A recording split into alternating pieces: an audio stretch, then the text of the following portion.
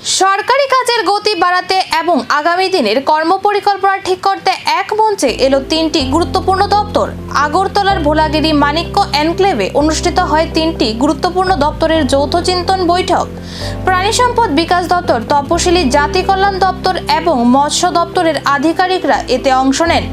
উপস্থিত ছিলেন দপ্তরগুলির মন্ত্রী সুধাংশু দাস। বৈঠকে তিন দপ্তরের চলমান প্রকল্প, ভবিষ্যৎ কর্মপরিকল্পনা এবং পরিষেবার মান আরও উন্নত করার বিভিন্ন দিক নিয়ে বিস্তারিত আলোচনা হয়। সাধারণ মানুষের কাছে সরকারি পরিষেবা আরও দ্রুত ও কার্যকরভাবে পৌঁছে দেওয়ার উপরও গুরুত্ব দেওয়া হয়।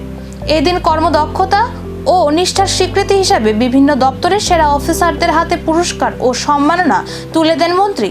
এর মাধ্যমে অন্যান্য আধিকারিকদেরও আরও ভালো কাজ করার জন্য উৎসাহিত করার বার্তা দেওয়া হয়।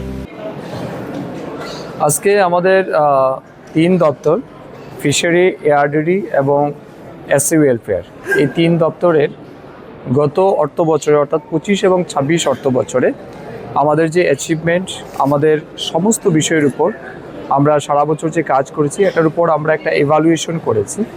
এবং আপনারা জানেন এটা আমরা গেল বছর থেকে শুরু করেছি যে আমাদের পুরো বছরে যে সমস্ত অফিসাররা বা এমপ্লয়িরা ভালো কাজ করবে তাদেরকে আমরা সম্মানিত করব, তাদেরকে ফেলিসিটেট করব, অ্যাওয়ার্ড দেব। তার সাথে সাথে বিশেষ করে এমপ্লয়িদের মোটিভেট করা আমাদের মূল কাজ, এনকারেজ করা ফিল্ডে। এই উদ্দেশ্য নিয়ে আমরা এই চিন্তন শিবির শুরু করেছি। আজকে গেল বছরে যারা বেস্ট পারফর্মার তাদেরকে বিভিন্ন সেক্টরে, বিভিন্ন প্যারামিটারেতে যারা বেস্ট হয়েছেন তাদেরকে আমরা পুরস্কৃত করব, অ্যাওয়ার্ড দেব।